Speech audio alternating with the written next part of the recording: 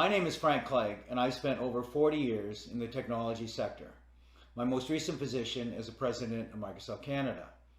In my career, I've seen the tremendous benefit that technology can provide. I've also seen the potential harm if technology is not implemented correctly. And I believe our current implementation of wireless technology is not safe. That's why I co-founded Canadians for Safe Technology and why I joined the business advisory group of the Environmental Health Trust. I am especially concerned about our current implementation of 5G wireless technology. And the more research I do and the more experts I talk to, the more concerned I become. Now, there's no doubt that there are benefits such as autonomous vehicle and faster download speeds. At the same time, I think there is potential harm. I think it's important that we understand that 5G is not just an incremental number on our cell phones. In fact, over 230 scientists and researchers from 41 countries around the world have formally written to the United Nations, their member nations, and the World Health Organization, expressing their concern over the planned rollout of 5G technology, especially for vulnerable populations such as children, pregnant women, and the environmentally sensitive. They have been joined by state legislatures and federal regulators who have asked the FCC to provide evidence that there is no harm from the rollout of 5G technology. There is no doubt that the engineers and businesses and companies that roll out technology are well-meaning. However, their focus is on being first to market and getting new products into the market as efficiently and quickly as they can. I am not aware of any research or studies by my industry or related industry that deal at all with the health or safety effects of wireless technology. Here are some important facts about 5G. 5G technology has not been tested. I am not aware of a single study that shows that 5G technology is safe. 5G, as in all other wireless technology, gives off radio frequency radiation, which is absorbed in the human body and accumulates in the human body. One segment of 5G technology are millimeter waves. Millimeter waves are used by the US and Israeli government in their active denial systems, which are used for crowd control. And what they do is they provide a very painful reaction in the skin organs of the body. We have no idea what the impacts will be to human health if that kind of millimeter wave technology is used and we are exposed to it 24 hours a day, 7 days a week. There are significant proven health effects from wireless technology and wireless devices. These include insomnia, headaches, fatigue, heart palpitations, all caused by exposure to wireless devices and the radiation from them.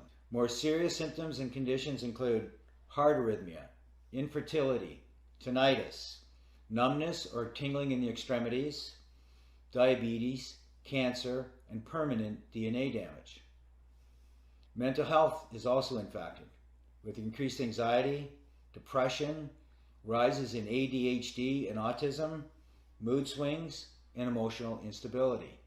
In fact, all of these health factors and conditions have risen exponentially over the last 30 years, and hundreds of studies that show proof of biological harm from wireless devices. Most recently, in 2018, the National Institute of Health's National Toxicology Program released the findings of a 14-year, $25 million study that showed clear evidence of harm in terms of cancer and permanent DNA damage.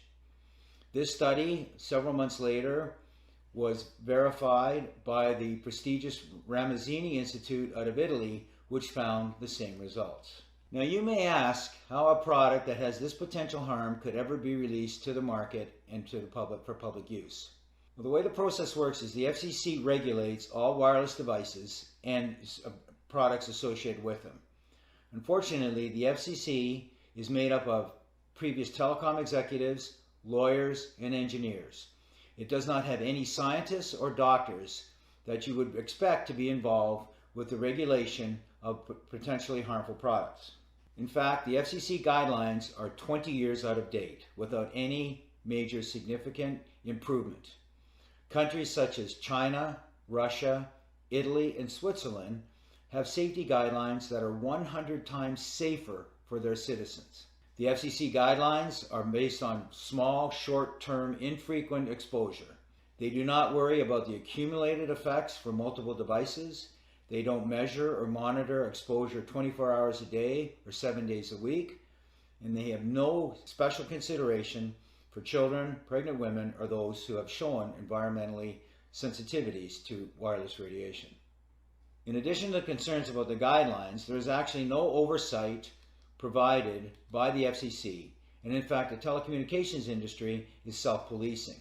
So what we are left with is almost a Wild West scenario where the regulations and the guidelines are significantly lacking and the industry is left to its own accord to roll this technology out to the marketplace. In addition to the concerns about the FCC guidelines themselves, the Federal Telecommunications Act of 1996 prohibits any telecommunication company to be sued on the basis of the safety or health of their products. So in other words, there is no liability to the telecommunications industry of any of the impacts of their products. Just last week, the reinsurer Swiss Re came out with their annual forecast, and they specifically identified 5G technology as an upcoming insurable health concern globally over the next 3 years. There is also mounting evidence that the telecommunications industry knew about the potential impacts of RF radiation years ago. And in fact, we're starting to see some of the behavior from my industry similar to what the tobacco industry did over the last few decades. The telecommunications industry has over 500 lobbyists working in Congress and other areas of legislature protecting the industry. Together, all of these issues that I've referenced, plus the general lack of awareness in the general public, have led us to the situation where we are today. So where are we today? Today we currently have a significant amount of exposure in our homes, in our businesses, in our schools, and in most public areas we go to. Cisco has announced and predicted by 2030 there will be over 500 billion wirelessly connected devices in the world. That works out to be almost 60 devices for every person on the planet. Many states and cities around the world are debating and passing legislation about the rollout of 5G technology. And in fact, what we're seeing in the US is at the federal and the state level, they're fast-tracking some of this legislation to support the rollout of 5G infrastructure. Unfortunately, this legislation seems to be taking away all individual rights and the rights of local towns and counties and cities and passing more power to the telecommunication companies. We believe this is a historic and precedent-setting power shift from the individual and state and local level over to an industry. In fact, many communities in the US and around the world are passing moratoriums preventing the rollout of 5G technology until it is proven safe. 5G will impact you personally. There are designs that show the requirement for small cell 5G antennas as close as every third house in the neighborhood and could be as close as every 500 feet in public areas. The impact of that radiation at that level of frequency and intensity and power 24 hours a day and 7 days a week is unprecedented and is not understood. I've spent the last 5 years of my life, I've had the opportunity to meet with experts on a worldwide basis who have spent their careers studying the impact of wireless radiation and devices. I've also had the opportunity to meet with some of the great minds in the technology sector who have helped create these tremendous products that we use in our lives and provide tremendous benefit to us. I am convinced that there are safer alternatives available so we can have the best of both worlds. Technology that can provide the tremendous benefits, but technology that is safe. There is no incentive or motivation to provide the research and the funding to look for safer alternatives. So that's why it's up to us to help encourage that investment. That can be by asking our legislators to pass legislation, encouraging industry to do it, or it can be by us directly trying to advocate for change in the industry to allow them to become more responsible to provide safer technology that still provides tremendous benefit. We can't do this all on our own. We need your help. Here's what you can do. The most important thing is to get educated. We have provided a little bit of an overview and some of the scientific evidence that shows there's a potential harm. But now you have to take the initiative.